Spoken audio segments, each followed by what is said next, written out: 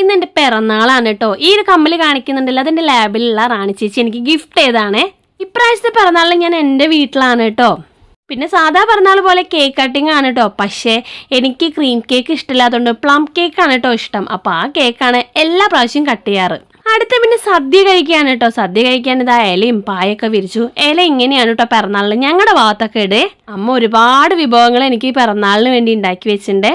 സദ്യ വിളമ്പുമ്പോൾ 3 പ്രാവശ്യമായിട്ട് ഇങ്ങനെ തലയുടെ മുകളിൽ കൂടെ ചോറ് വിളമ്പാട്ട ചെയ്യുക. പിന്നെ എല്ലാ വിഭവങ്ങളും വിളമ്പി തരാണ് കേട്ടോ. കുറേ കാലമായിട്ട് ഞാൻ വീട്ടിൽ എൻ്റെ പിറന്നാൾ ഇങ്ങനെ കിട്ടിയിട്ടേ ഇല്ല കേട്ടോ. ഒറ്റപ്പാലത്തുള്ളപ്പോൾ ഒറ്റപ്പാലത്ത് തന്നെയാണ് കേട്ടോ പിറന്നാളും കാര്യങ്ങളൊക്കെ ഉണ്ടാവാറും. അമ്പലത്തിൽ പോവും, സദ്യ കഴിക്കുകയൊക്കെ. ഒരുപാട് കാലമായിട്ട് വീട്ടിലിങ്ങനെ ഒരു പിറന്നാൾ സദ്യ കൊണ്ടിട്ട്. അപ്പോൾ പിറന്നാളെന്ന് പറഞ്ഞപ്പോൾ അമ്മ കാര്യമായിട്ട് തന്നെ കുറേ വിഭവങ്ങൾ ഉണ്ടാക്കിയിട്ടുണ്ടായിരുന്നു. 2 തരം പായസമൊക്കെ ആയിട്ടാ. പണ്ടൊക്കെ ഞങ്ങൾ എപ്പോഴും ഗുരുവായൂർ അമ്പലത്തിൽ പോവുകയാണ് ചെയ്യാട്ടോ പിറന്നാൾ ദിവസം. ഇല നിറയെ സദ്യവട്ടങ്ങളും എല്ലാം ആയിട്ട് ഭക്ഷണമായിട്ടോ. ഇനിയും നമ്മൾ പിറന്നാൾ ഉണ്ണിട്ടെന്ന് 3 പ്രാവശ്യം ചോദിച്ച് സമ്മതം മേടിക്കുകയാണ് കേട്ടോ. എന്നിട്ട് നമ്മൾ ഭക്ഷണം കഴിക്കുക. ഭക്ഷണം കഴിക്കുമ്പോൾ പിന്നൊരു കാര്യം കൂടി ഉണ്ട്. വിളമ്പി വെച്ചാൽ എല്ലാത്തിൽ നിന്നും കുറച്ചെടുത്ത് വെച്ചിട്ട് പായസം അടക്കം ഒരു ഉരുളയാക്കിയിട്ട് ഇലയുടെ തറ്റത്ത് കൊണ്ടുവയ്ക്കും കേട്ടോ.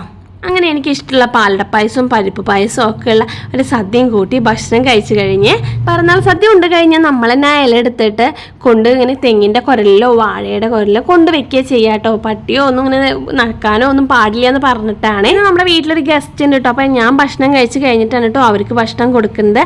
അപ്പോൾ ഭക്ഷണമൊക്കെ വിളമ്പി ഇല നിറയെ നമ്മുടെ സദ്യയൊക്കെ വെച്ചിട്ടോ. ആ ഒരു അമ്മയുടെ ഫ്രണ്ട് താത്ത വരുമ്പോൾ കൊടുന്ന ഒരു ഡ്രസ്സാണ് കേട്ടോ എനിക്ക് ഗിഫ്റ്റായിട്ട്. അപ്പോൾ എല്ലാവർക്കും ബായ്.